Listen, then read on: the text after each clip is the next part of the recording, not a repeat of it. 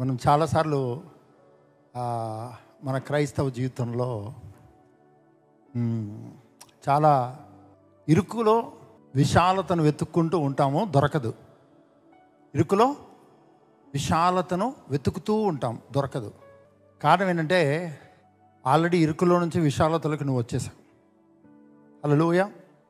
నువ్వు విశాలతలోకి వచ్చినటువంటి వ్యక్తిగా ఉన్నావు. ప్రభుకు స్తోత్రం, ప్రభుకు మహిమ కలుగును గాక. ఇద్దరు స్నేహితులు ఉన్నారండి. ఒక వ్యక్తికి ఒక 200 స్క్వేర్ యార్డ్స్ ల్యాండ్ ఉందండి.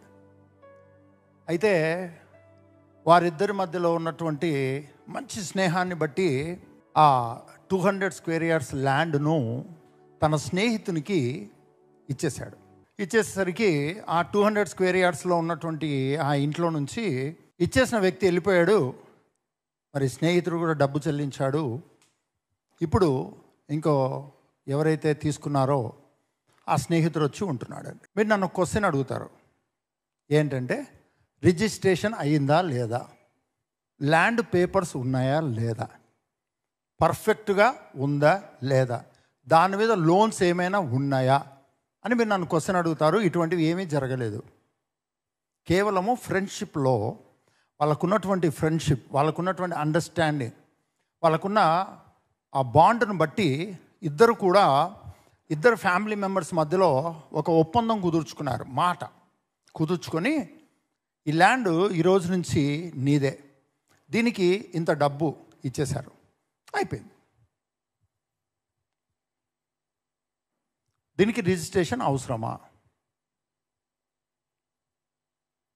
ఏదైనా డాక్యుమెంటేషన్ అనేది దేని కొరకు?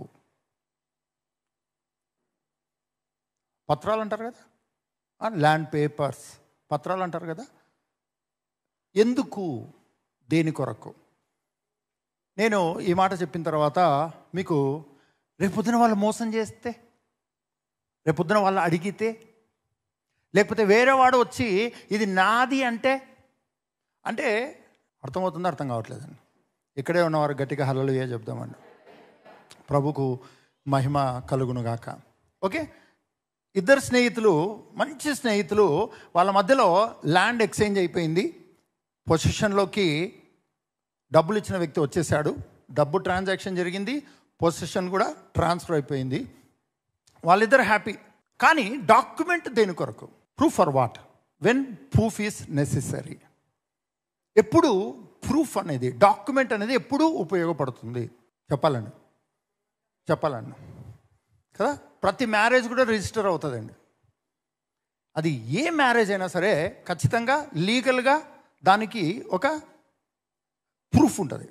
కానీ పెళ్ళిళ్ళు చేస్తారు కదా పాస్టర్లు ముందే చెప్తారండి రెండు కుటుంబాలకు, ఇదిగో మా చర్చ్ మెంబర్ అని పెళ్లి చేస్తున్నాం, కానీ రేపొద్దున ఏదన్నా తేడా తెచ్చుకున్నాం అనుకో, నీతో పాటు మేము కూడా కోర్టుకు తిరగాల్సి వస్తుంది, కాబట్టి ఒళ్ళు దగ్గర పెట్టుకొని కాపురం చేయని అబ్బాయి చెప్తాడు, అమ్మాయి పాస్టర్ అమ్మాయి చెప్తాడు. అంటే ఏ ప్రూఫ్ అయినా, ఏ డాక్యుమెంట్ అయినా ప్రాబ్లం అరైజ్ అయినప్పుడు అది రైజ్ అవుతుంది, అది బయటకు వస్తుంది. ఇద్దరు స్నేహితులు వాళ్ళకున్నటువంటి ల్యాండ్, ఒకరికున్న ల్యాండ్ను ఇంకొకరు డబ్బులు ఇచ్చి తీసుకున్నారు. ఏ డాక్యుమెంట్ లేదు, కేవలం డబ్బు ట్రాన్స్ఫర్ అయిపోయింది, పొజిషన్ ట్రాన్స్ఫర్ అయిపోయింది. డాక్యుమెంట్ అనేది ఎప్పుడు ఉపయోగపడుతుంది? ఒకవేళ డాక్యుమెంట్ లేకపోతే వాళ్ళ మధ్యలో ఎప్పుడు ఆ డాక్యుమెంట్ యొక్క నీడ్ వస్తుంది. సంవత్సరానికి ఒకసారి వాళ్ళిద్దరు కూర్చొని, అరే బాబు డాక్యుమెంట్ రాసుకుంటే బాగుండేం కదా అని అనుకుంటారు. ఇంకా అందరు చెప్పండి, ప్రాబ్లం వచ్చినప్పుడే డాక్యుమెంట్. నీ క్రైస్తవ జీవితంలో నువ్వు ఏదో ఒక భక్తి కలిగిన జీవితంలోకి వచ్చి జస్ట్ ఏదో అలాగా ప్రార్థన చేసుకుంటూ, బైబిల్ చదువుకుంటూ, సండే చర్చికి వచ్చేసి వెళ్ళిపోతూ, మిగిలిన వారమంతా నీ కష్టమే, నీ శ్రమనే, నీ ఆలోచనే, నీ బాధనే, నీ దుఃఖమే, నీకంటూ కేవలం నువ్వు ప్రార్థన చేస్తే బతుకుతావు, నువ్వు ప్రార్థన చేయకపోతే గాలి కొట్టుకొని పోతావు. ఇలాంటి క్రైస్తవ జీవితంలోకి నువ్వు వచ్చినావు అనుకుంటే మాత్రం నిన్ను నువ్వు మోసం చేసుకున్నట్టే. దానికి కారణం ఏంటంటే, ఏ దేవుడైతే నిన్ను వెలపెట్టి కొన్నాడో, ఆ వెలపెట్టి కొన్నాను అని ఈ డాక్యుమెంట్లో ఆయన చెప్పి ఉన్నాడు. ఎందుకు? నేను నిన్ను వెలపెట్టి కొన్నాను, నీవు నా సొత్తు అని దేవుడు తాను పిలిచిన, తాను రక్షించిన వ్యక్తికి ఈ డాక్యుమెంట్ ప్రకారము చెప్పినాడు. ఎందుకు ఈ డాక్యుమెంట్ అనేది ఎప్పుడు అరైజ్ అవుతుంది? మ్యారేజ్ సర్టిఫికేట్ ఎప్పుడు అరైజ్ అవుతుంది? అప్పుడు తీస్తారండి బయటికి అని డస్ట్ దులుపుకుంటూ కదా. జనరల్ ఆలోచిద్దాం, కామన్ సెన్స్తో ఆలోచిద్దాం. ఓ దైవికంగా దేవుడు నీ సర్టిఫికేట్ చూపిస్తున్నాడు, ఇవన్నీ కదా నేను చెప్పేది. జనరల్గా కామన్ సెన్స్తో ఆలోచిద్దాము. డాక్యుమెంట్ అనేటువంటిది ఎప్పుడు బయటికి తీస్తావు? డాక్యుమెంట్ అనేటువంటిది అన్న టాపిక్ అనేది ఎప్పుడు వస్తుంది? అది ప్రాపర్టీకి సంబంధించిందైనా, అది దేనికి సంబంధించిన డాక్యుమెంట్ అయినా ఎప్పుడు దాన్ని మనము బయటికి తీస్తాం. జనరలీ మామూలుగా ఇంట్లో డాక్యుమెంట్ ఉంటుంది, మనం చూస్తూ ఉంటాం, అది వేరే విషయం. కానీ సీరియస్గా డాక్యుమెంట్ ఎక్కడ పెట్టాం అప్పుడే ఇంట్లో గొడవ స్టార్ట్ అవుతుందండి. నీకు ఏది గుర్తుండదు, అని మాట్లాడుకుంటూ ఉంటారు, డిస్కస్ జరుగుతూ ఉంటుంది. ప్రాబ్లం అనేది వచ్చినప్పుడు డాక్యుమెంట్ అనేటువంటిది ఖచ్చితంగా, డాక్యుమెంటరీ ఎవిడెన్స్ అనేది చాలా చాలా ఇంపార్టెంట్ అయినటువంటిది. మరి దేవుడు నీ జీవితంలో జస్ట్ ఏదో చెప్పేశాడు, అయిపోయింది అన్నటువంటిదా నీ క్రైస్తవ జీవితం? దేవుడు నిన్ను రక్షించిన తర్వాత ఈ భూమి మీద నీకు ఏ ప్రాబ్లం రాదు, ఏ శోధన రాదు, ఏ ఇబ్బంది రాదు. ఆయన నిన్ను ఏ స్టేటస్లో అయితే పెట్టాడో దానికి విరోధముగా నీ చుట్టూ అరైజ్ అవుతాయి పరిస్థితులని ఆయనకు తెలియక కాదు. మత్తయి సువార్త 4వ అధ్యాయము 3వ వచనం. ఆ శోధకుడు ఆయన ఎద్దుకు వచ్చి, నీవు దేవుని కుమారుడవైతే. ప్రాబ్లం అరైజ్ అయింది. నీవు దేవుని కుమారుడివి అయితే ఈ రాళ్ళు రొట్టెలగునట్లు ఆజ్ఞాపించుమనెను. మనమే కనుక అక్కడ ఉండింటే యేసు నామములో రాళ్ళు రొట్టెలు అవును గాక, రాళ్ళు తందూరు రొట్టె అవును గాక, రాళ్ళు పుల్కా అవును గాక, రాళ్ళు కదా. కానీ జీసస్ ఎందుకు అలా అనలేదు? ఎప్పుడైనా ఆలోచన వచ్చిందండి? సాతానుడు ఒక ఛాలెంజ్ చేస్తున్నాడు, డైరెక్ట్ లూసిఫరే ఒక ఛాలెంజ్ చేస్తున్నాడు. ఏంటంటే, నువ్వే గనక దేవుని కుమారునివి అయితే ఈ రాళ్ళను రొట్టెలగినట్టుగా ఆజ్ఞాపించు అన్నాడు. మరి ఏం చేయాలి యేసయ్య? జనరల్లీ ఏం చేస్తారు? ఆజ్ఞాపించమా? నెక్స్ట్ వచనం మీకు తెలుసు కాబట్టి ఇట్లా ఉన్నారండి. ఇదే కనుక అక్కడికి కనుక బైబుల్ అది ఆగిపోయింటే ఖచ్చితంగా యేసు నామములో రొట్టెలు అవునుగాక, అది కూడా మండి బిర్యానీ అవునుగాక అనేవాళ్ళం అండి. మనకి ఇష్టం వచ్చిన ప్రతిదీ ఆజ్ఞాపించేసేవాళ్ళం. అవునా కదండి? కదా, అవునా కాదా? మాకు ఇష్టం వచ్చినది చేసేవాళ్ళము. చెప్పండి, ఓపెన్గా చెప్పండి. మరి యేసు ప్రభు ఎందుకు అలా అనలేదు? బాగా గమనించండి. మనము చాలాసార్లు సాతానుడు ఏదైనా శోధన పెడితే వాడు పెట్టే శోధనకి మనం ఏం చేస్తామంటే ఉలిక్కి పడిపోయి ఉపవాసం చేస్తామండి. ఉలిక్కి పడిపోయి ప్రార్థన. నువ్వే గనక దేవుని కుమారునివైతే ఈ రాళ్ళను రొట్టెలగునట్లు ఆజ్ఞాపించమన్నాడు. సరే, యేసయ్య ఏమన్నాడు చూద్దాం. అందుకాయన మనుషుడు రొట్టె వలన మాత్రము కాదు గాని దేవుని నోట నుండి వచ్చు ప్రతి మాట వలనను జీవించును అని వ్రాయబడి ఉన్నదనెను. మీ పక్కన వాళ్ళతో చెప్పండి, రాయబడిన దాన్ని అంటే రిటన్ డాక్యుమెంట్లో నుంచి దేవుని కుమారుడు ఈ భూమి మీద జీవించే విషయము బైబుల్లో ఏమి రాయబడింది, ఎలా రాయబడింది అన్న దాన్ని పికప్ చేశాడు. మీ పక్క వాళ్ళు చెప్పండి, ప్రాబ్లం రానంత వరకు హల్లెలూయా స్తుతి మహిమనే. వేటగాని ఊరిలో నుండి నా ప్రాణాన్ని రక్షించాడు. అప్పుడే రాగాలు గమకాలు. అదే ప్రాబ్లం ఉందనుకో, ఇక్కడ వస్తుంది ఇప్పుడు హెడేక్. బాగా గమనించండి, మన క్రైస్తవ జీవితం అనేది బయటున్న పరిస్థితులను అండర్స్టాండ్ చేసుకొని, ప్రాబ్లం వచ్చినప్పుడు బయటున్న పరిస్థితులను అర్థం చేసుకొని, మనుషులను అర్థం చేసుకొని, వ్యాధులను అర్థం చేసుకొని దాన్ని తీసుకెళ్ళి దేవుని దగ్గర మొరపెట్టే జీవితం కాదు. నీ క్రైస్తవ జీవితానికి ఒక డాక్యుమెంటరీ ఎవిడెన్స్ అనేది దేవుడు బైబిల్లో ఇచ్చాడు. అదే యేసు ప్రభువు. ఎవరు? యేసయ్య ఈ భూమి మీద ఉన్నప్పుడు ఆయన ఎవరు? దేవుని కుమారుడు. సాతానుడు లూసిఫర్ డైరెక్ట్గా వచ్చి అడుగుతున్నాడు, నువ్వే గనక దేవుని కుమారునివి అయితే, హోలీ గోస్ట్ థ్యాంక్ యూ, నువ్వే గనక దేవుని కుమారునివి అయితే ఈ రాళ్ళను రొట్టెలుగా మార్చు అన్నాడు. అయితే యేసయ్య ఏం మాట్లాడుతున్నాడు? మనుష్యుడు అంటే ఎవరు? మనుషుడు అంటే ఎవరు? సాతానుడు ఏమన్నాడు? నువ్వు దేవుని కుమారునివి అయితే. మరి యేసయ్య ఏమన్నాడు? మళ్ళొకసారి యేసయ్య ఏమన్నాడు చదువుతా ఉన్నా. అందుకు ఆయన మనుషుడు అంటే బాగా గమనించండి, ప్రతి మనుషుడు దేవుని కుమారుడు అవ్వాలి. దేవుని కుమారుడు దేవుని దృష్టిలో ప్రతి మనుషుడు. మేబీ ఈరోజు రక్షింపబడచ్చు, రక్షింపబడకపోవచ్చు. ప్రతి వ్యక్తి మనుషుడు అన్నవాడు ఖచ్చితంగా దేవుని సంతానమే, దేవునికి సంబంధించిన వాడే. వాడు ఈ భూమి మీద ఎలా బతుకుతాడు అంటే, మనుషుడు రొట్టె వలన మాత్రమే కాదు. మనుషుడు అందరూ చెప్పండి, శోధకుడు పెద్ద ప్రాబ్లం తెచ్చిపెట్టాడు. నేను దేవుని కుమారుణ్ణి, కానీ వీడు నన్ను క్వశ్చన్ చేస్తున్నాడు, ఛాలెంజ్ చేస్తున్నాడు. ఇప్పుడు నేనేం చేయాలి? ఈ క్రైస్తవ జీవితంలో నువ్వేం చేయడానికి ప్రయత్నం చేయొద్దు. ఆల్రెడీ రిటర్న్ డాక్యుమెంట్ ఉంది. ఆ డాక్యుమెంట్లో దేవుని కుమారుడు ఏం చేయమని చెప్తుంది. దేవుని కుమారుడు ఏమి చెయ్యాలి అని వాక్యం చెప్తుంది. దేవుని కుమారుడు ఎలా జీవిస్తాడు ప్రాబ్లంలో, దేవుని కుమారుడు ఎలా జీవిస్తాడు ప్రాబ్లంలో. మరోసారి చూద్దాం, 4వ వచనం. అందుకు ఆయన మనుషుడు రొట్టె వలన మాత్రము కాదు గాని దేవుని నోట నుండి వచ్చు ప్రతి మాట వలనను జీవించును అని వ్రాయబడి ఉన్నది. పక్కలో చూడండి, ప్రార్థన చేస్తున్నావు బాగా, కష్టం పెరుగుతుంటే ప్రార్థన పెరుగుతుందా? ఒత్తిడి పెరుగుతుంటే ఇంకా తీవ్రత పెరుగుతుందా? మరి దేవుడు ఏం చేస్తున్నట్టు? సాతానుడు నిన్ను గిచ్చుతున్నాడు, నువ్వేమో అని మొరపెడుతున్నావు. మరి దేవుడు ఏం చేస్తున్నట్టు? దేవుడు ఏం చేస్తున్నాడో తెలుసా? నీకు డాక్యుమెంట్ ఆల్రెడీ ఇచ్చేశాడు. దేవుడు ఏం చేసేది లేదు, దేవుడు ఆల్రెడీ నీకు డాక్యుమెంట్ ఇచ్చాడు. ఆ ప్రకారము నీవు జీవించాలి.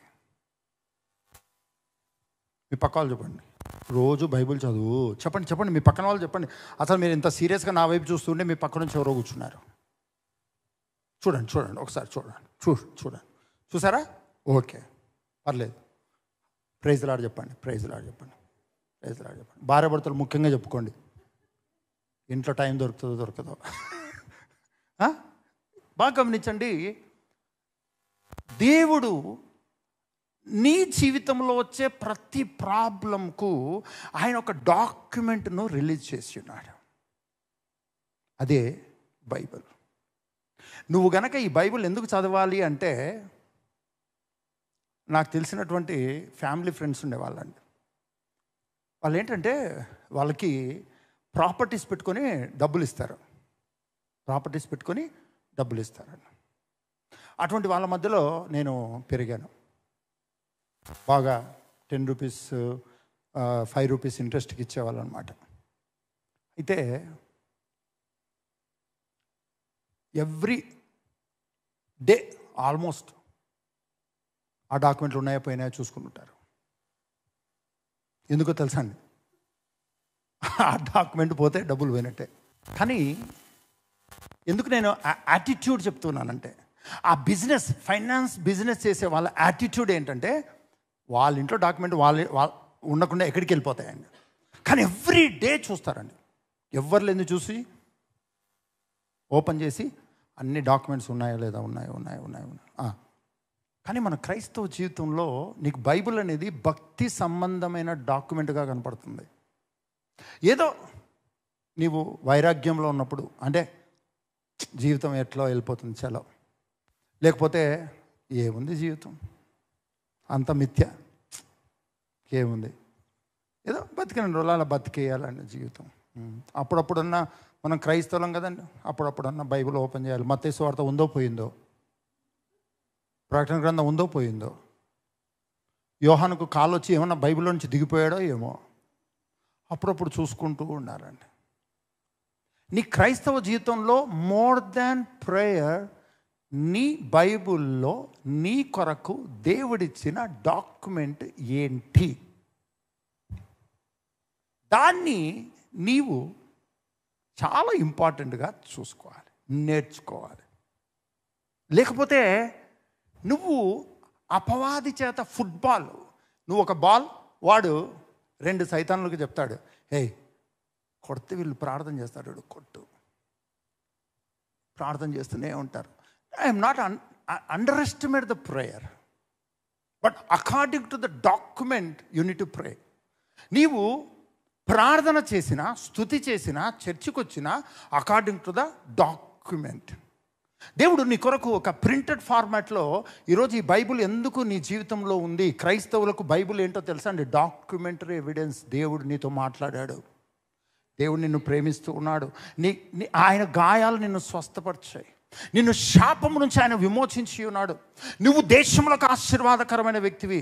మేబీ నిషాని అవ్వచ్చు నువ్వు, అంటే దాని అర్థం ఏంటంటే నీకు చదువు రాదు, కానీ నీకున్న డాక్యుమెంటరీ ఎవిడెన్స్ ఏంటంటే అబ్రహాము ద్వారా నువ్వు దేశములకు ఆశీర్వాదం, పరలోక రాజ్యానికి వారసునివి. ఇవన్నీ నీకు ఎలా అర్థమవుతాయి? చాలామందికి డాక్యుమెంటరీ ఎవిడెన్స్ ఫుల్ తెలుసు, అదేంటంటే ఓన్లీ ఓల్డ్ టెస్టిమెంట్. నేను ఓల్డ్ టెస్టిమెంట్ కాదు అనట్లేదండి, ఓల్డ్ టెస్టిమెంట్ గురించి మాత్రమే దేవుడిని అర్థం చేసేసుకుంటాం. న్యూ టెస్టిమెంట్ అనేటువంటిది నీకు ఇవ్వబడినటువంటి ఒక నూతనమైనటువంటి రక్త నిబంధన సంబంధమైనటువంటిది. ప్రభుకు స్తోత్రం, ప్రభుకు మహిమ కలుగును గాక. ఎందుకు పౌలు భక్తుడు కొరింథీలో ఉన్న దేవుని సంఘానికి మీరు దేవుని ఆలయమనియు దేవుని ఆత్మ మీలో నివసించుచున్నాడని మీరు ఎరుగరా అని రాశాడు. మీరు దేవుని ఆలయమనియు దేవుని ఆత్మ మీలో నివసించుచున్నాడని రాశాడు. దానికి కారణం ఏంటంటే, ఏం క్వశ్చన్ చేస్తున్నాడంటే, దేవుడు నిన్ను తన నివాస స్థానంగా చూస్తూ ఉన్నాడు. ఇది దేవుని హృదయంలో నీ స్థితి, దేవుని ఆలోచనలో నీ స్థితి, ఇది దేవుని ఉద్దేశంలో నీ జీవితం. అది దీన్ని పక్కన పెట్టి నేను ఇంకొక వ్యాధికో, రోగానికో, పాపానికో నివాస స్థానము అని కనుక నువ్వు అనుకుంటూ ఉంటే, ఏ డాక్యుమెంట్ని బట్టి నువ్వు పాపివి, దేన్ని బట్టి నువ్వు ఫెయిల్యూర్ అనుకుంటున్నావు? ప్రధానికి మీ పక్కన వాళ్ళకి రండి, ప్రధానికి నీకు డాక్యుమెంట్ కావాలి కదా, ప్రధానికి డాక్యుమెంట్ కావాలి కదా, రిసిప్ట్ కావాలి కదా. స్కూల్లో ఫీజు పే చేస్తామండి, చేసిన తర్వాత sister I will give you the receipt next year అన్నా ఉండదు. ఒళ్ళు మండిపోదా మనకు? ఏంటి నెక్స్ట్ ఇయర్ ఏంటి, డబ్బులు కూడా నెక్స్ట్ ఇయర్ కడతానాడు మనకు. అంటమానమ్మా ప్రతి దానికి డాక్యుమెంట్ కావాలండి, ప్రతిదానికి డాక్యుమెంట్ కావాలా? కానీ నీ క్రైస్తవ జీవితంలో నీకు దేనికి ఏంటి అన్నది మాత్రం నువ్వు క్యాల్కులేట్ చేయవు. ఎవరు చెప్పారు ఇలా నేను అనుకుంటున్నాను, ఎవరు చెప్పారు నేను మోసపోతున్నాను, ఎవరు చెప్పారు నా చేత కదని, ఎవరు చెప్పారు నాకు, దేన్ని బట్టి నేను ఇలా కృంగిపోతున్నాను, ఎవరు చెప్పడం బట్టి ఇంకా నా పని అయిపోయిందని నేను అనుకుంటున్నాను. ఓకే, మీ పక్కన వాళ్ళతో చెప్పండి, యేసయ్య అప్పుడప్పుడు మిస్టేక్స్ చేస్తుంటాడు అనండి మీ పక్కన వాళ్ళతో అనండి. సరే, ఒకసారి అంటే మిస్టేక్ అనుకుందాం, రెండవసారి ఏం మాట్లాడారు చూద్దాం. మత్తయి సువార్త 4వ అధ్యాయం 5వ వచనం నుండి. అంతటా అపవాది పరిశుద్ధ పట్టణమునకు ఆయనను తీసుకొని పోయి దేవాలయపు శిఖరమున ఆయనను నిలువబెట్టి, నీవు దేవుని కుమారుడవైతే. మళ్ళా సేమ్ చాలా మీరు బాగా గమనించండి. మీరు ఏ విషయంలో పదే అపవాది చేత అటాక్ చేయబడుతున్నారో, that is the best area దేవుడు నిన్ను తలగా ఉంచబోతున్నాడు. అట్లీస్ట్ వాక్యం చదవకపోయినా సైతాన్ని బట్టి అయినా నేర్చుకుందామండి. మరోసారి చెప్పాలి, మీరు ఫీల్ అవ్వాలంటే చెప్తాను. ఓకే, నీవు దేవుని కుమారుడవైతే క్రిందికి దుముకుము, ఆయన నిన్ను గూర్చి తన దూతలకు ఆజ్ఞాపించును, నీ పాదం ఎప్పుడైనను రాతికి తగలకుండా వారు నిన్ను చేతులతో ఎత్తుకొందురు అని వ్రాయబడి ఉన్నదని ఆయనతో చెప్పాను. అబ్బా, సాతాను కూడా డాక్యుమెంట్ ప్రకారం మాట్లాడడం మొదలు పెట్టేశాడండి. అందుకనే నీ జీవితంలో సాతాను నడిపింపు ఏంటి, దేవుని నడిపింపు ఏంటి అనేది పెద్ద కన్ఫ్యూజన్ అండి. క్రైస్తవులకు పెద్ద డిబేట్ ఏంటంటే దేవుని మనసు ఏంటి, సాతాను మనసు ఏంటి, దేవుని ఆలోచన ఏంటి, సాతాను ఆలోచన ఏంటి, దేవుని ఆత్మ నడిపింపు ఏంటి, దురాత్మ నడిపింపు ఏంటి, పెద్ద కన్ఫ్యూజన్ అండి. సేమ్ ఏ మాట ప్రకారము సాతానుడు మాట్లాడాడు. మళ్ళొకసారి చదువు, మళ్ళొకసారి 5వ వచనం మళ్ళొకసారి చదువు. దయచేసి బైబిల్ ఉన్న వాళ్ళందరూ కూడా దయచేసి బైబిల్ను బైబిల్ లాగా చూడకండి. బైబిల్ దేవుడు పరలోకం నుంచి నీకు ఇచ్చిన డాక్యుమెంట్. అంతటా అపవాది పరిశుద్ధ పట్టణమునకు ఆయనను తీసుకొని పోయి దేవాలయ శిఖరమున ఆయనను నిలువబెట్టి నీవు దేవుని కుమారుడవైతే క్రిందికి దుముకుము, ఆయన నిన్ను గూర్చి తన దూతలకు ఆజ్ఞాపించును, నీ పాదం ఎప్పుడైనను రాతికి తగలకుండా వారు నిన్ను చేతులతో ఎత్తుకొందురు అని వ్రాయబడి ఉన్నదని ఆయనతో చెప్పాను. తర్వాత అందుకు యేసు ప్రభువైన నీ దేవుని నీవు శోధింపవలదని మరి ఒక చోట వ్రాయబడి ఉన్నదని వానితో చెప్పాను. ఇప్పుడు అర్థమవుతుందండి నీ క్రైస్తవ జీవితం అనేటువంటిది నువ్వు ఎంత ఇంపార్టెంట్గా తీసుకోవాలి. It is more than a prayer. నువ్వు చదవాల్సిన బైబిల్, నువ్వు నేర్చుకోవాల్సిన సంగతులు, నువ్వు ప్రార్థన చేసేదానికంటే చాలా చాలా ఇంపార్టెంట్. అవి తెలుసుకొని ప్రార్థన చేయాలి. అప్పుడు నీ ప్రార్థన శక్తివంతంగా నీకు అర్థమవుతుంది. లేకపోతే నువ్వు టైం వేస్ట్ చేసుకుంటావు. సాతానుడు కూడా చాలా కిలకిల నవ్వుతూనే ఉంటాడు, నువ్వు ప్రార్థన చేస్తూనే ఉంటావు. ఎందుకో తెలుసా అండి, వీళ్ళకి ఇచ్చింది దేవుడు వేరేది. సోషల్ ఎగ్జామ్ రోజు సైన్స్ క్వశ్చన్ కొరకు ఎదురు చూసినట్టు ఉంటుందండి. సోషల్ ఎగ్జామ్ రోజు క్వశ్చన్స్ అన్నీ ఎందులో ఉంటాయి చెప్పాలండి, గట్టిగా చెప్పండి. నేను చదివేటప్పుడు ఒక టీచర్ ఉండేవాడండి, పేరు చెప్పట్లేదు, ఊరు చెప్పట్లేదండి. ఎందుకంటే మీరు గూగుల్లో కొట్టి మళ్ళొకసారి మీరు చూడాలనుకుని నా పేరు చెప్పారనుకోండి, లేనిపోయిన తంట. అప్పుడు ఏమనలేదు, కానీ ఇప్పుడు నా మీద కేసు పెట్టినా పెడతాడు. ఎగ్జామ్ ఆ లెక్చరరు సబ్జెక్టు ఏంటో కూడా తెలీదు, ఆయన ఏం చెప్తాడో కూడా మాకు తెలీదు. ఎగ్జామ్ మాత్రం అందరు పాస్ అయిపోతారండి. ఎట్లా తెలుసా అండి, ఆయన ఏం రాశాడో చూడడు. ఆయన పేపర్ తీసుకుంటారు కదా, A4 సైజ్ ఉంటుందా పేపరు. నేను చాలా రోజులైందండి ఎగ్జామ్స్ రాసి. ఇప్పుడు లేటెస్ట్ ఎగ్జామ్స్ రాస్తున్న వాళ్ళు చెప్పాలండి, A4 సైజేనా? ఇప్పుడు పేపర్ లేదా? 24 ఏం లేదండి. ఆయన సబ్జెక్టు మనం రాసామనుకోండి, ఆయన ఏం చేస్తారంటే ఇట్లా చూసుకుంటారనమాట, జాన బెత్త. నువ్వు పేపర్ నింపి ఉండాలి. ఆ పేపర్లో నువ్వు క్వశ్చన్ రాసావా, సోషల్ రాసావా, సైన్స్ రాసావా, మ్యాథ్స్ రాసావా, ఏం అక్కర్లేదండి. ABCD అంటే చాలు. ఆయన ఏంటంటే రాసినవి చూడు. ఆయన ఏం చేస్తాడంటే, మనవాడు ఏంటి ఇంత అద్భుతంగా రాశాడు, వీని మొహానికి ఏం రాదే భలే రాశాడు అనుకుంటేనే పేపర్ తెచ్చేస్తాడు. 100కు 100 మార్కులు వచ్చేస్తాయండి. ఇలా చదివి నా క్రైస్తవ జీవితాన్ని కూడా ఇలానే అనుకుని ఉంటే, అలా అనుకొని వీపు నిండా వాతలు, ఇంకా చెప్పడానికి లేదండి. తిరిగిందిట్టంతా వాతలే వాతలు. అందుకనే మనం ఇచ్చే స్టేట్మెంట్ ఏముంటుంది తెలుసా, ఎవరైనా బాప్తిసం పొందంటే జాగ్రత్త కష్టాలు వస్తాయి అనే స్టేట్మెంట్ ఇస్తామండి. బుద్ధిహీనత అండి. శుభమా అని బాప్తిసం పొందుతున్న వ్యక్తికి కొంతమంది చెప్తారండి, 5 సంవత్సరాలు పెళ్ళైన తర్వాత కొత్తగా ఫ్రెండ్కి లేక పెళ్ళి అవుతుంటే, నీకు అవసరమారా పెళ్ళి ఇప్పుడు, అవసరమారా, నన్ను చూసిన తర్వాత కూడా నీకు పెళ్ళి చేసుకోవాలని అనిపిస్తుందా, ఎందుకురా నువ్వు అనవసరంగా. ఇలాంటి సలహాలు ఇచ్చామనుకోండి, కానీ బైబిల్ అనే డాక్యుమెంట్ మ్యారేజ్ గురించి ఏం చెప్తుంది? వివాహము అన్ని విషయములలో ఘనమైనది. ఇది క్రైస్తవుడు చెప్పాల్సింది. ఏదో నీ జీవితంలో భార్య, నీ జీవితంలో భర్త, ఈ స్టేట్మెంట్ కాదు నువ్వు చెప్పాల్సింది.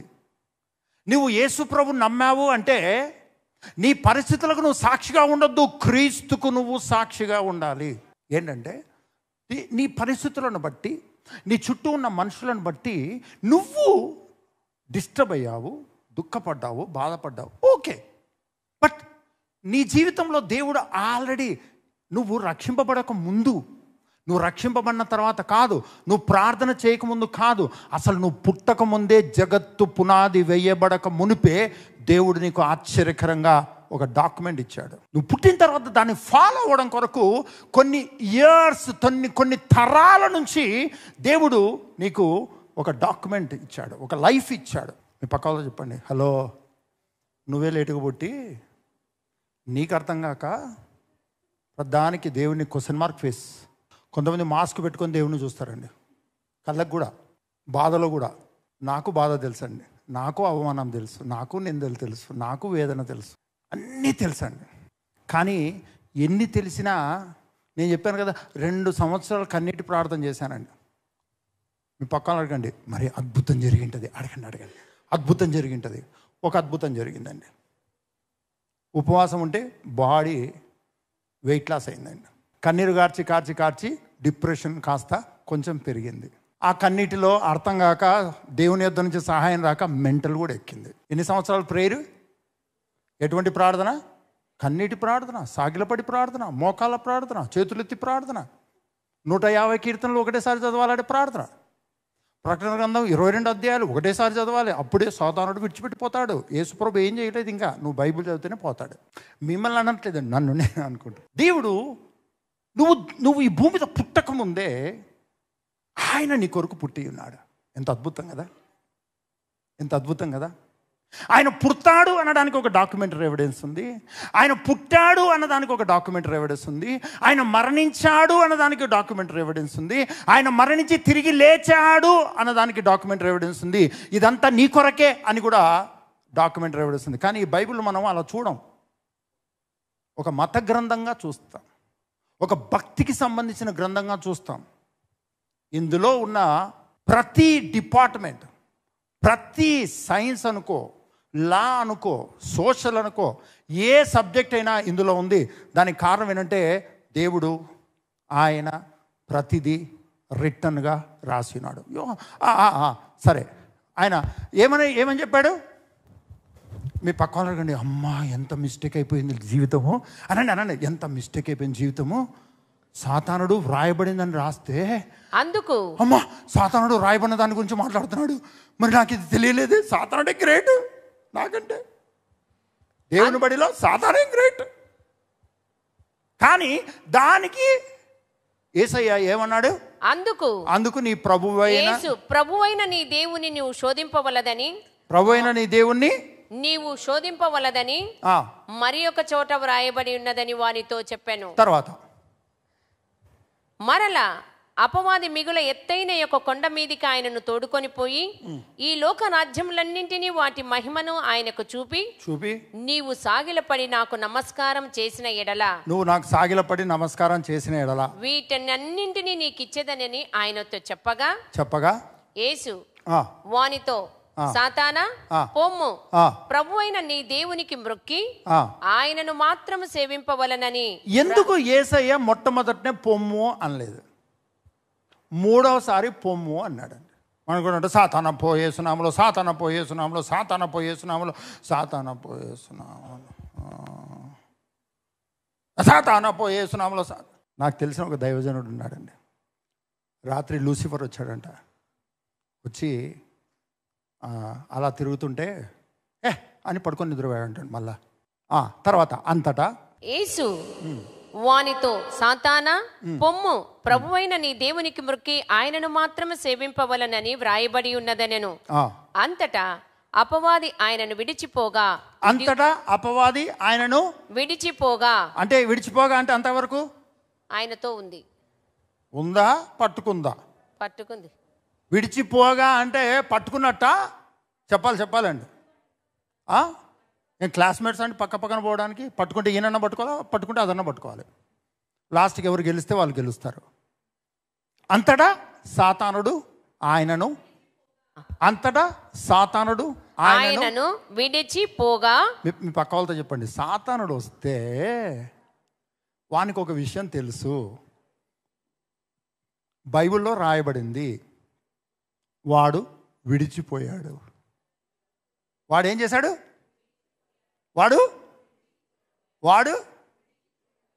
వాడు యేసయ్యను పట్టుకున్నాడా పట్టుకోలేదా? పట్టుకొని నడిపించాడా పట్టుకొని నడిపించలేదా? యేసయ్యకి టైఫాయిడ్ ఫీవర్ వచ్చిందా రాలేదా? అంతటా సాతానుడు ఆయనను విడిచిపోవట్లేదా? డాక్యుమెంటరీ ఎవిడెన్స్ ఉంది. సాతానా నువ్వు రాకురా బాబు, నువ్వు వస్తే పోవాల్సిందే.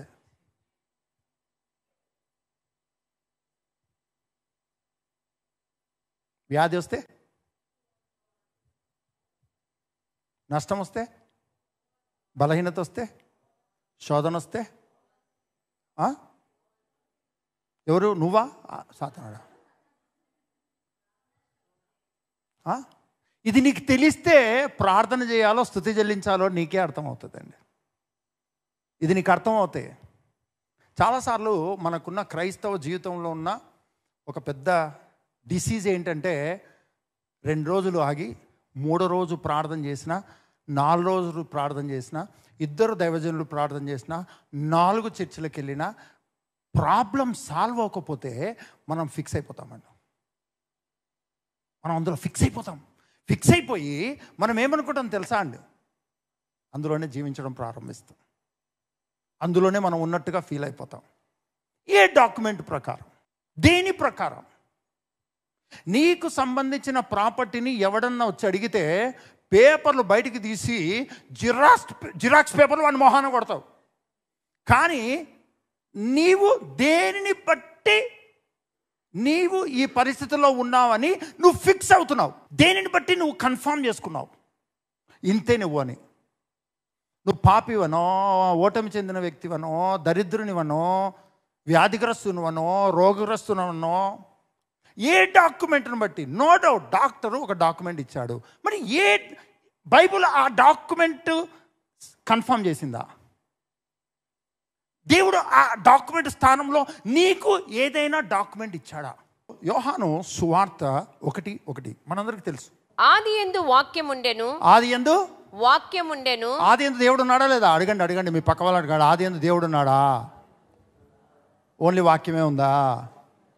మరి దేవుడు ఎక్కడున్నాడు? అడగండి మీ పక్క వాళ్ళని అడగండి. దేవుడు ఎక్కడున్నాడు? వాక్యం ఎక్కడుంది? మరి దేవుడు అక్కడే ఉంటే మరి వాక్యము ముందుందని ఆయన ఎందుకు చెప్పాడు? మీరు రిజిస్ట్రేషన్ ఆఫీస్కి వెళ్తారు కదా, తెలుసా? తెలీదా? రిజిస్ట్రేషన్ ఆఫీస్ తెలీదా? మీరు రిజిస్ట్రేషన్ ఆఫీస్కి వెళ్తే రిజిస్ట్రేషన్ ఆఫీస్ ఎంత ఉంటుందో తెలుసా అండి? మేబీ మీ ఇంట్లో ఉన్న కిచెన్ అంతా ఉండొచ్చు, కానీ దాని పక్కన డాక్యుమెంట్ రైటర్స్ ఉంటారు చూడండి, 100,000 మంది ఉంటారండి. ఎందుకో తెలుసా? అక్కడ రిజిస్ట్రేషన్ అవ్వాలంటే ఇక్కడ డాక్యుమెంట్ తయారవ్వాలి. అక్కడ రిజిస్ట్రారు సైన్ చేయాలంటే డాక్యుమెంట్ తయారవ్వాలండి. తండ్రి అయిన దేవుడు తన కుమారుణ్ణి ఒక డాక్యుమెంట్గా నీకు ఇచ్చి ఉన్నాడు, ఒక ప్రూఫ్గా నీకు ఇచ్చి ఉన్నాడు. ఈరోజు పరిశుద్ధాత్ముడు ఆ ప్రూఫ్ను గురించి నీకు బోధిస్తూ ఉన్నాడు. చూద్దాం త్వరగా. ఆదియందు వాక్యముండెను. వాక్యము దేవుని యొద్ద ఉండెను. వాక్యము దేవుడై ఉండెను. ఎందుకు దేవుడు వాక్యం అని తనకంటే ముందు పెట్టుకుంటున్నాడు? మీ ఊర్లో మీ పక్క వాళ్ళు అడగండి, మీ ఊర్లో అడగండి, రిజిస్ట్రేషన్ ఆఫీస్ ముందా, దేవుడు ముందా? అడగండి. అవునా కదా? అవునా? ఆదియందు దేవుడు నాడా, వాక్యం ఉందా? సేమ్ ఇప్పుడు లోకం అదే ఫాలో అవుతుందండి. కొన్ని years back, maybe 100, 200, 300 years back ఏ డాక్యుమెంట్ ఉందో లేదో నాకు తెలియదండి. అంత పెద్ద నాలెడ్జ్ నాకు లేదు. నేను అడ్వకేట్ అయినా సరే నాకు పెద్ద ఐడియా లేదు. ఎన్ని సంవత్సరాల నుంచి ఆ డాక్యుమెంట్స్ వచ్చాయో మా బ్రదరే చెప్పాలి. డాక్యుమెంట్స్ అనేవి రిజిస్ట్రేషన్ అవి ఎప్పుడు వచ్చాయి? ఏ ఇయర్ నుంచి స్టార్ట్ అయ్యాయి? స్టాంప్ డ్యూటీ యాక్ట్ అని ఉంటుంది కదా, అది ఎప్పుడు? 1968. అంటే 1900కి వెళ్దామండి. అప్పుడు కనుక ఎవరైనా ల్యాండ్ కొన్నారనుకోండి, ఏంటో తెలుసా, పోయి కొనడం అమ్మడం ఏం లేదు. రారా నువ్వు రా ఇక్కడ పక్కనే వేసుకో, కొట్టం వేసుకో, కట్టుకో, బిల్డింగ్ కట్టుకో. బిల్డింగ్ లేదు, ఓకే, అలా ఉండు. మేము ఒక పాస్టర్స్ మీటింగ్ వెళ్ళామండి. వెళ్తే అదొక మిషనరీ లూథరన్ చర్చ్ అనుకుంటా. మిషనరీ చాలా పెద్ద ఏరియా అండి, దగ్గర 500 acres ఎంతనో ఉంటుంది. అయితే అక్కడ ఉన్నటువంటి ఒక ఆయన చెప్తూ ఉన్నాడు, ఈ దొరకు ఈ ల్యాండ్ ఎలా వచ్చిందంటే, అక్కడ ఉన్నటువంటి నిజాం పరిపాలకులు ఎవరో వాళ్ళు ఏం చెప్పారంటే, ఆ దొరను చూసి, దొర నువ్వు ఏం చేస్తావంటే, నువ్వు పరిగెత్తు, ఆగకుండా పరిగెత్తు, ఎంత దూరం పరిగెత్తు అదంతా నీదే అన్నాడంటండి.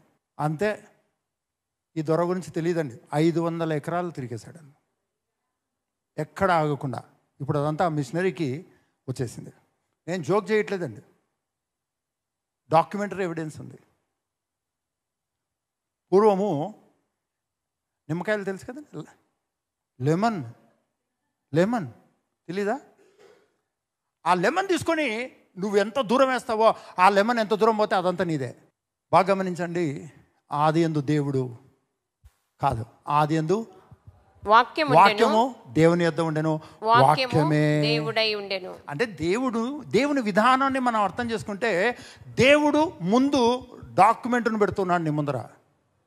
నేనే ఒక డాక్యుమెంట్, నేను ఏదైతే ఇస్తున్నానో అది నువ్వు ఫాలో అవ్వు. దాన్ని నువ్వు ఫాలో అవ్వడం నేర్చుకో. ఇంతకు మించి ఎక్స్ట్రాలు చేయొద్దు. నువ్వు సొంతంగా ఏదో తయారు చేసుకొని చేయొద్దు. నువ్వు నేర్చుకోవడానికి, ఏం నేర్చుకోవడానికి? యేసుక్రీస్తును నేర్చుకోవడానికి నువ్వు శిష్యునిగా ఉండు.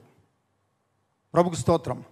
మీ పక్కన వాళ్ళతో చెప్పండి, ప్రతిదీ డాక్యుమెంటే, ప్రతిదీ ప్రూఫే. నీకు ఇవ్వబడిన వాగ్దానం ప్రూఫ్. ఎవరైనా నీ గురించి ప్రవచిస్తే ఆ ప్రవచించిన వాడిని గుర్తుపెట్టుకోకండి దయచేసి. ఎందుకంటే అలా ప్రవచించిన వ్యక్తులను గుర్తుపెట్టుకొని అది నెరవేర్పుకు తగిన జీవితం జీవించకుండా మనం దెబ్బతినిపోతామండి. ఎవరైనా ప్రవచించవచ్చు. ప్రాఫసీ అనేది పరిశుద్ధాత్మ పూర్ణతో రిలీజ్ అవుతుంది. అది దేవుడు నీతో మాట్లాడుతున్నది. దేవుడు నీతో మాట్లాడే దేవునిగా ఉన్నాడు. ఎందుకు మాట్లాడే దేవునిగా ఉన్నాడు? ఎందుకు మాట్లాడే దేవుడిగా ఉన్నా అంటే, ఆయన మాట్లాడితే నువ్వు పట్టుకోవడానికి.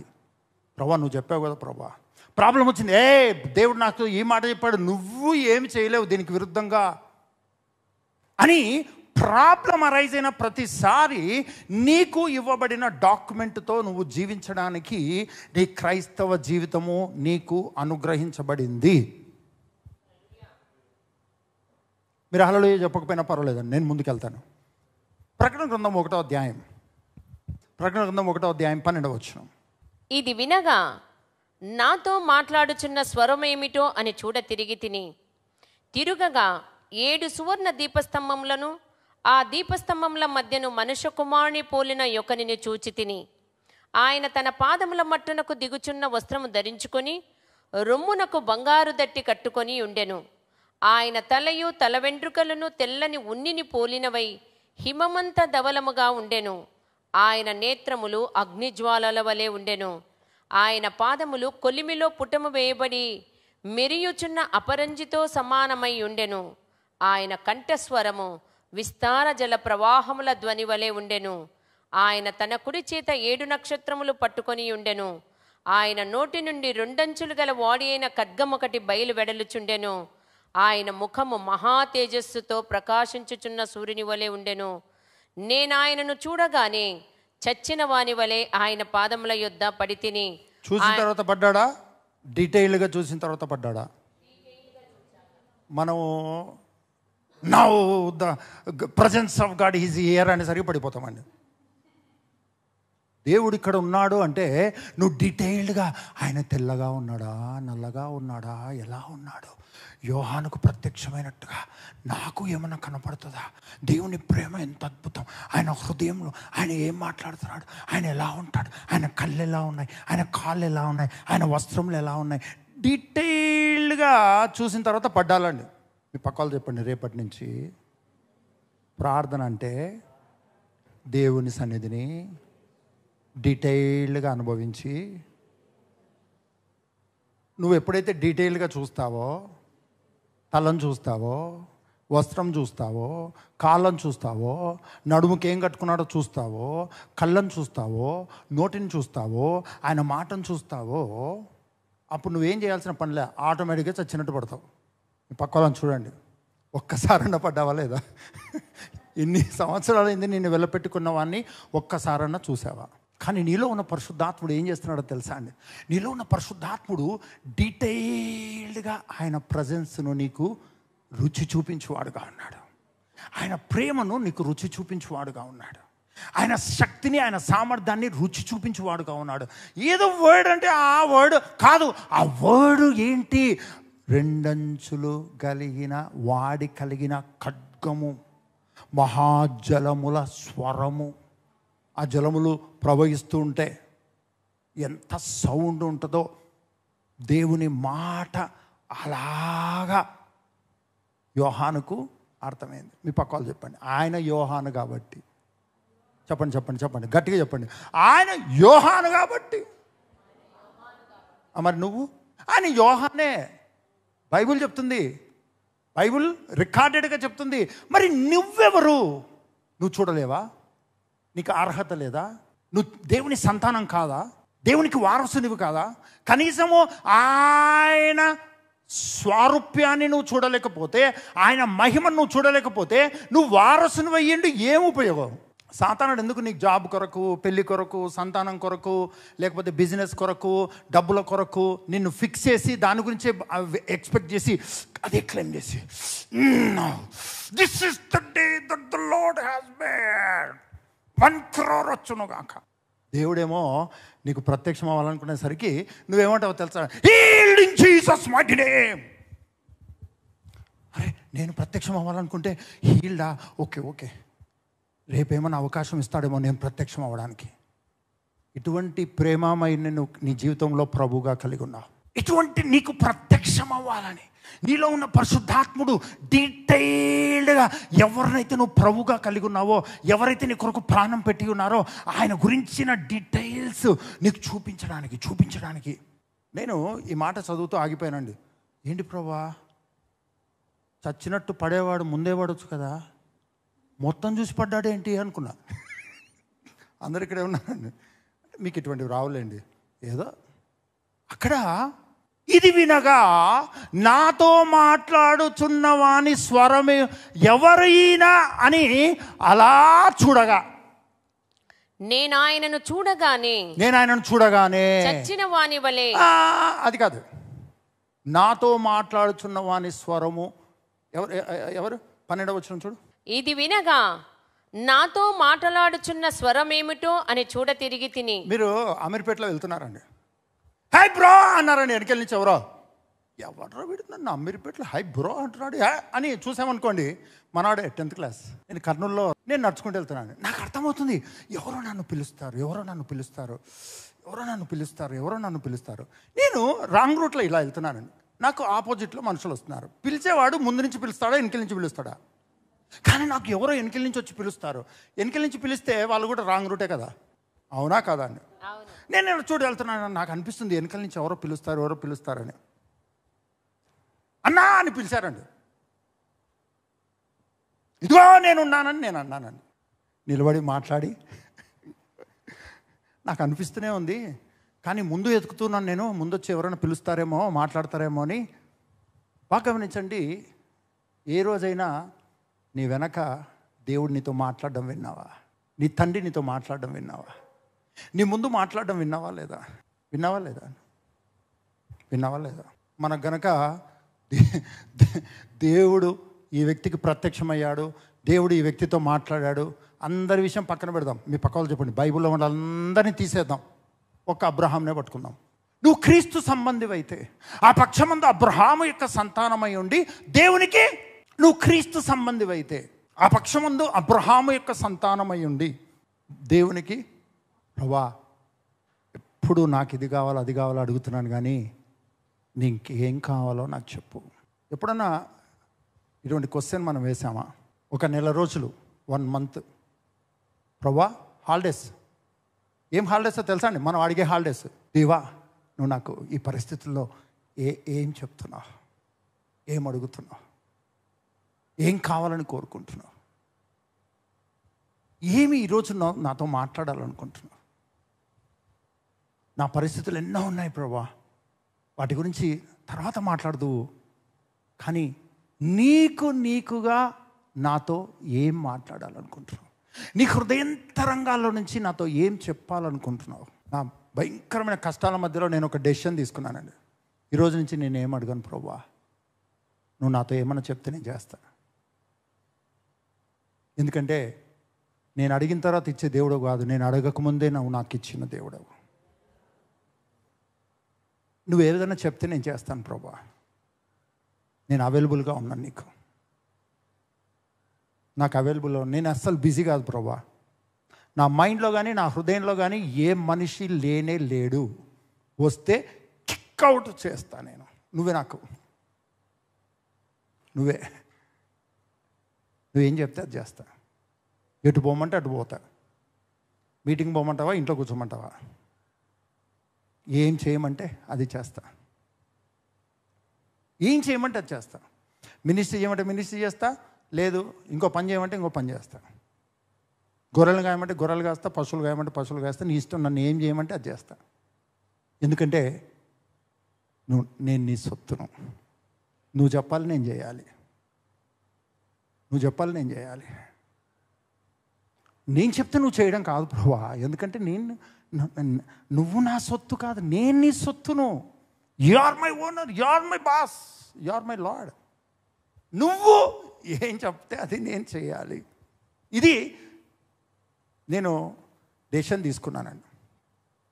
ప్రభుకు స్తోత్రం.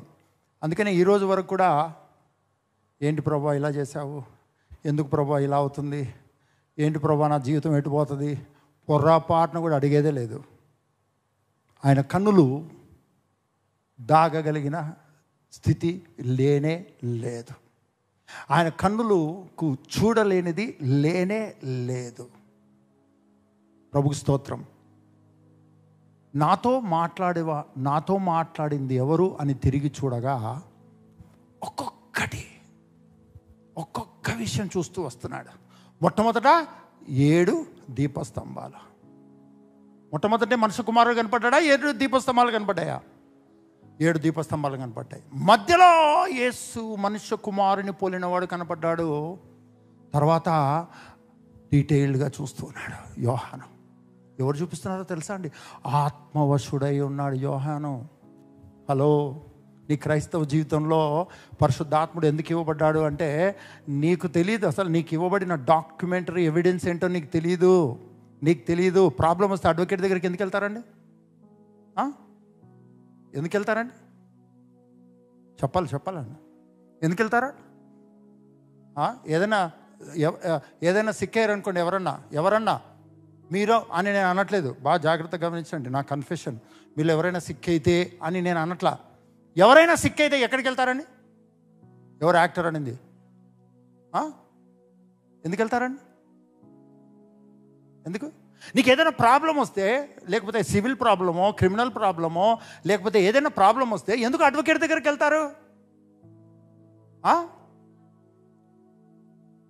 చెప్పాలి కదా.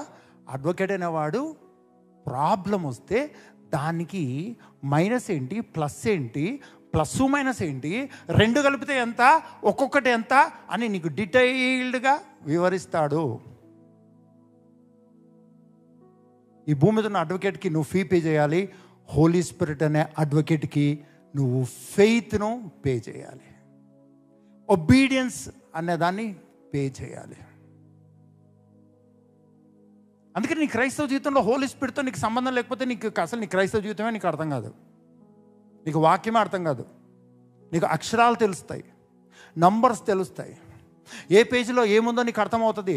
కానీ హోలీ స్పిరిట్ నీ జీవితంలో ఉంటే ఆ పేజీలు గుర్తురావు, ఆ వాక్యం యొక్క మాధుర్యం నీకు అర్థమవడం ప్రారంభమవుతుంది, పవర్ ఏదో నీకు అర్థమవడం ప్రారంభమవుతుంది. హల్లెలూయా. అందుకనే నీ క్రైస్తవ జీవితంలో నీవు అత్యధికంగా నేర్చుకోవాల్సింది ఏంటంటే, ఈ బైబిల్లో నీవు పాత నిబంధనలో దేవుడు ఏం చెప్పాడు, కొత్త నిబంధనలో దేవుడు ఏం చెప్పాడు. నువ్వు పాత నిబంధనకు సంబంధించిన వ్యక్తివా, కొత్త నిబంధనకు సంబంధించిన వ్యక్తివా? నువ్వు పాత నిబంధనకు సంబంధించిన వ్యక్తివైతే మరి కొత్త నిబంధన ఎందుకుంది? సంఘం అనేది పాత నిబంధనకు సంబంధించిందా, కొత్త నిబంధనకు సంబంధించిందా? మరి కొత్త నిబంధన దేవుడు ఇస్తే పాత నిబంధన పడేద్దామా? కొత్త నిబంధన జ్ఞానము, పాత నిబంధన జ్ఞానము నీకు అర్థమవుతే అప్పుడు నువ్వు డిసైడ్ అవుతావు నువ్వు దేనికి సంబంధించిన వ్యక్తివో. Glory to Jesus. నువ్వు పోరాడొద్దు. మీ పక్క వాళ్ళు చెప్పండి, పోరాడొద్దు. యుద్ధం యెహోవాదే. కానీ ఆ యుద్ధం ఏ రూపంలో ఉందో తెలుసా అండి? డాక్యుమెంట్ రూపంలో ఉంది. ఆ డాక్యుమెంట్లో నీకు దేవుడు ఏదో ఇచ్చాడు, దాన్ని తీసుకో. అపోస్తల కార్యములు 1:8. అయినను పరిశుద్ధాత్మ మీ మీదికి వచ్చినప్పుడు మీరు శక్తి నొందెదురు గనుక మీరు యెరూషలేములోను యూదయ సమరయ దేశముల ఎందంతటను భూదిగంతముల వరకును నాకు సాక్షులయ్యుందురని వారితో చెప్పాను. గట్టిగా హల్లెలూయా చెప్దామండి. పరిశుద్ధాత్మ నీ మీదకి వచ్చినప్పుడు నువ్వు శక్తి నొందుతావు. ఎవరికో సాక్షిగా ఉండడానికి. ఎవరు? వ్యాధిక, రోగానిక, బలహీనతక, ఓటమిక, అవమానానిక, నిర్జీవానిక, దీనికి సాక్షిగా ఉంటావని బైబిల్ గ్రంథం చెప్తుంది. నీ క్రైస్తవ జీవితంలో పరిశుద్ధాత్మ నీ మీదకి దిగి వస్తే, నువ్వు శక్తి పొందుకుంటే నువ్వు సాక్షిగా ఉంటావంట. ఎవరికి సాక్ష్యం? అంటే ఉదాహరణకు ఒక వ్యక్తి తలనొప్పింది, సాక్ష్యం చెప్తున్నాడు. ఏమని చెప్తున్నాడు? ఇంతకుముందు తలనొప్పి ఉంది, ప్రభుకి స్తోత్రం, పాస్టర్ గారు తల మీద చేసి ప్రార్థన చేయగానే తలనొప్పి ఎక్కువైంది. సాక్ష్యం అండి ఇది. వెనకాల నుంచి పాస్టర్ పొడుస్తాడో పొడవడా, ఇటువంటి మైక్ తీసుకొని, అరే బాబు నువ్వు చెప్పేది ఏం చెప్పాలనుకున్నావు, ఏంటి? నీకు తలనొప్పి ఉంది, నిన్న తలనొప్పి ఉంది, ఈరోజు వచ్చావు, పాస్టర్ గారు తల మీద చేసి ప్రార్థన చేశారు. తలనొప్పి తగ్గిందంటేనే సాక్ష్యం చెప్పాలి. తలనొప్పి పెరిగిందంటే దానికి సాక్ష్యం ఏముంటుంది? అంటే నువ్వు క్రీస్తు వెలుపల ఉండే జీవితానికి సాక్ష్యం లేదు. నువ్వు పరిశుద్ధాత్మతో నింపబడి ఆ శక్తిలో కొనసాగుతుంటే క్రీస్తులో ఉన్న జీవితానికి నువ్వు సాక్షిగా జీవిస్తున్నావు, మనుషులకు అలా కనబడుతున్నావు. క్రీస్తునందు నీకేమైతే ఇవ్వబడ్డాయో వాటికి నువ్వు సాక్షిగా ఉంటావు, మనుషులు దాన్ని చూస్తారు. కళ్ళు మూసుకుందాం. ఒకవేళ వ్యాధిని నమ్మితే, రోగాన్ని నమ్మితే, నష్టాన్ని, కరువును, బలహీనతను, బంధకాలను నమ్మితే, నువ్వు నమ్మిన నమ్మకానికి ఎవిడెన్స్ ఏంటి?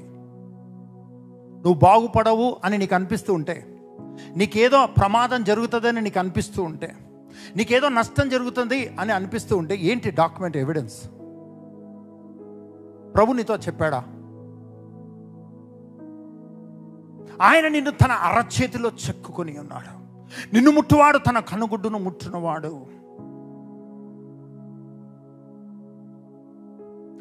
నా చేతులు ఎప్పుడు ఆర్జిస్తాయో అని నువ్వు కంగారు పడుతూ ఉంటే, నీ చేతుల కష్టార్జితాన్ని నువ్వు అనుభవించదు అనే డాక్యుమెంటరీ ఎవిడెన్స్ ఉంది.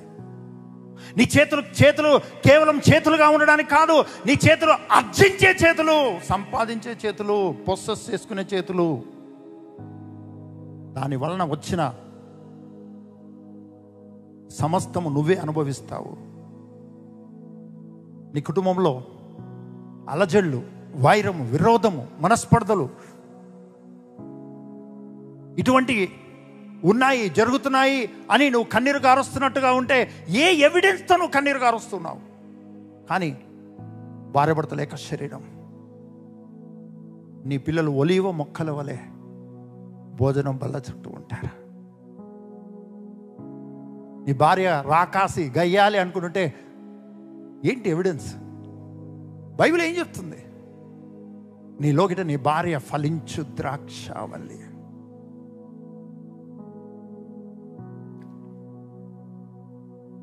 సుందరుడా, ఓ అతిశయుడా, మహోన్నతుడా, నా ప్రియుడా, సుందరుడా.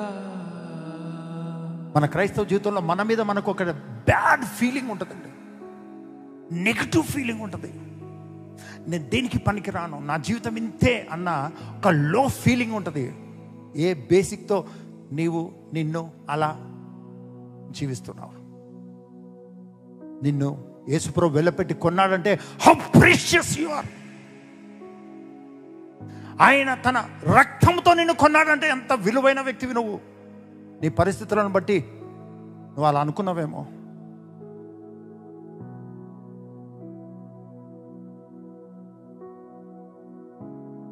ఆయన మహిమ సన్నిధిని నువ్వు అనుభవిస్తే ఆ మహిమ సన్నిధికి నివాస స్థానం నువ్వే. నువ్వు జీవం గల దేవుని నివాస స్థానము, అది నీ విలువ. నీ చుట్టూన్న వాళ్ళు నిన్ను ఏమన్నా పర్వాలేదు, నో ప్రాబ్లం. ఎంత నీచంగా చూసినా నో ప్రాబ్లం. ఎవరు ఎన్ని మాటలన్నా నో ప్రాబ్లం. వాటికి మించిన డాక్యుమెంటరీ ఎవిడెన్స్ నీ బైబిల్లో నీ గురించి రాయబడింది.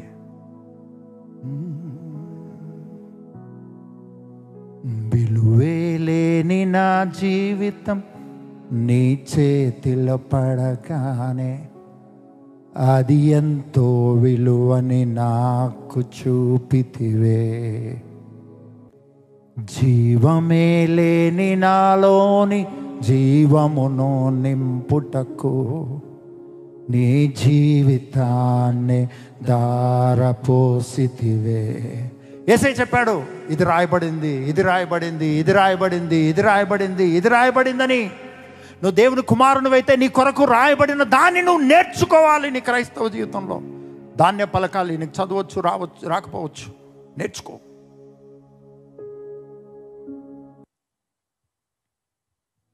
వ్యాధి శరీరంలో ఉందో డాక్టర్ ఇది అని చెప్పాడేమో, నీ పరిస్థితులు ఇవి అని నీకు అర్థమయ్యావేమో, వాటిని నువ్వు ధ్యానించొద్దు.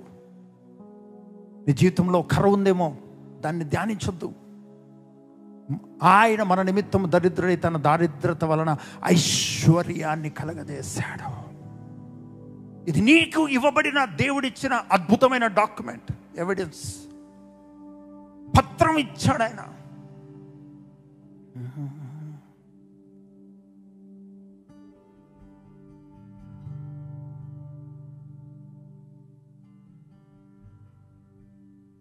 ఈరోజు నువ్వే నిర్ణయం తీసుకో. దేని ప్రకారం నువ్వు జీవించాలనుకుంటున్నావు? అపవాది పెట్టే తొందరలు, మనుషులు పెట్టే తొందరలు, మనుషుల మాటలు, పరిస్థితుల తొందరలు, వీటితోనే జీవించాలనుకుంటున్నావా? కానీ ప్రేమతో నీ కొరకు జగత్తు పునాది వేయబడక మునిపే ఆయన నిన్ను ప్రేమించి నీ కొరకు ఏర్పాటు చేసిన వాటితో జీవించాలనుకుంటున్నావా? ఈరోజు ఒక నిర్ణయం నువ్వు తీసుకో. ఇలాంటి ఫెయిత్తో బైబిల్ చదవడం ప్రారంభించు. నీకు సంబంధించింది ఏంటో నువ్వు స్వతంత్రించుకోవడం ప్రారంభిస్తావు.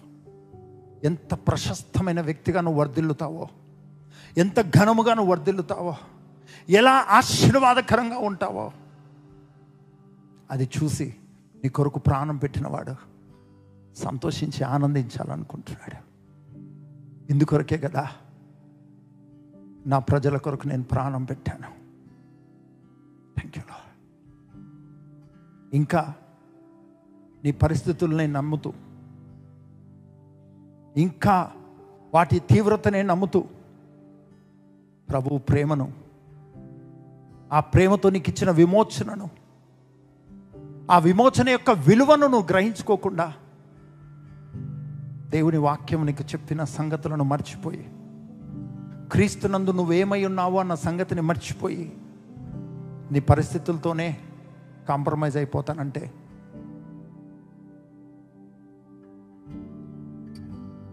నీ జీవితంలో యేసు ప్రభు చేసినది వ్యర్థమవుతుంది.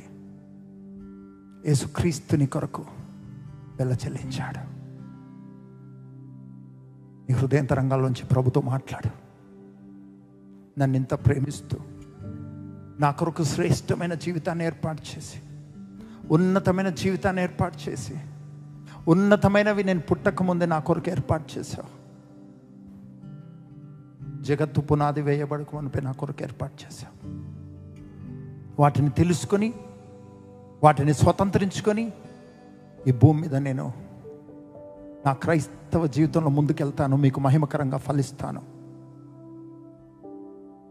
ఈరోజు మొదలుకొని ఈ విధంగా నా పరిస్థితుల మధ్యలో నేను జయించే వ్యక్తిగా, నీ సంతానంగా నేను ఉంటాను అన్న వాళ్ళు దయచేసి నిలబడి మీ కుడి చేయి పైకెత్తండి.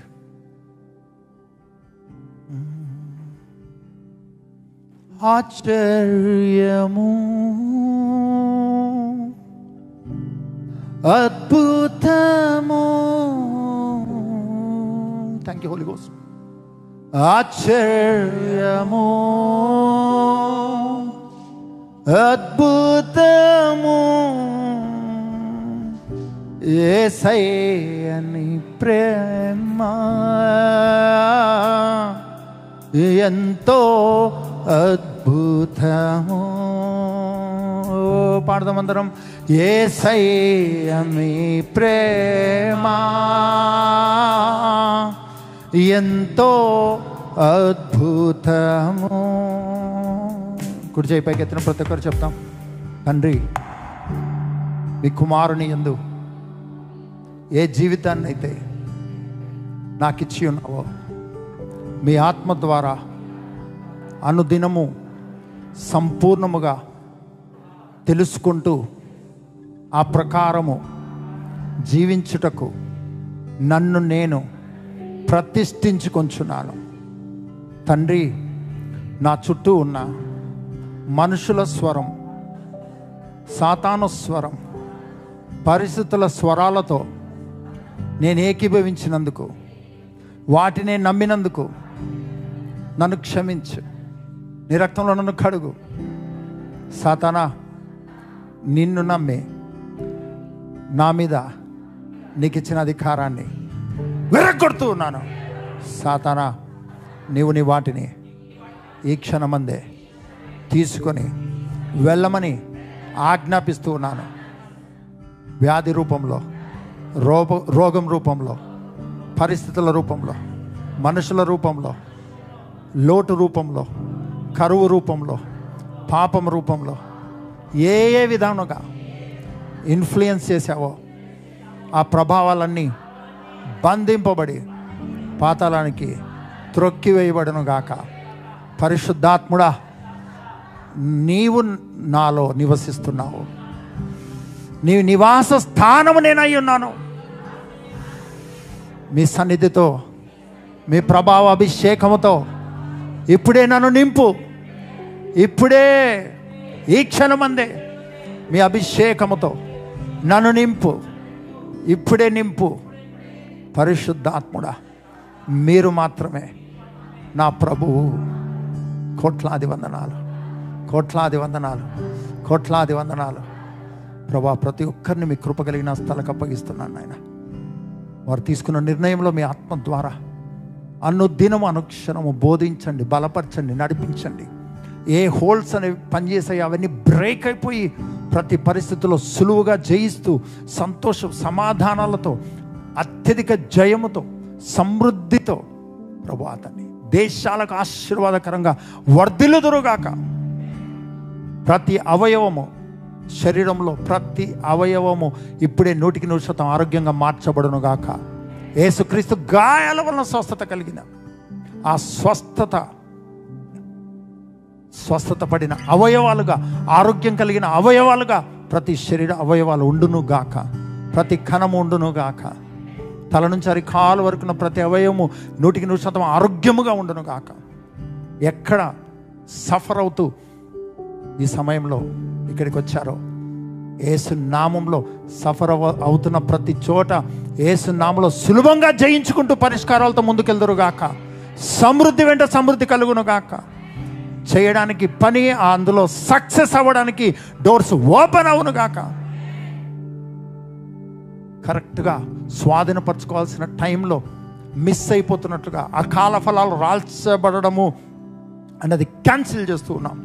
చేతుల కష్టార్జితం అనుభవించదురుగాక. ఈ క్షణమందే పర్టికులర్గా డాక్టర్స్ రిపోర్ట్ చెప్పింటారు కదా, పలాని ప్రాబ్లం ఉందని. అక్కడ మీరు చేయబెట్టుకోండి. Doctor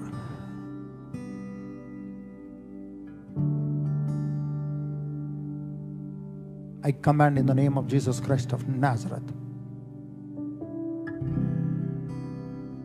I cancel all the schemes and plans of the devil in Jesus' name.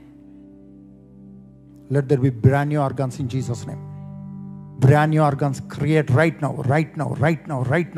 in Jesus' mighty name. Overlook చేసిన సమస్యలు కూడా హీల్ అయిపోను గాక. Bones brand new bones create అవును గాక. బ్రాండ్ న్యూ జాయింట్స్ క్రియేట్ అవును గాక. Brand new nervous system create అవును గాక. బ్లడ్ సర్క్యులేషన్ నార్మల్ అవును గాక. తల నుంచి అరికాల వరకున్న ప్రతి అవయవం, heart, liver, lungs, pancreas, digestion system, intestines, స్త్రీలలో గర్భాశయం, tubes, healed in Jesus' mighty name. I speak the blood of Jesus, by the blood of Jesus, by the wounds of Jesus.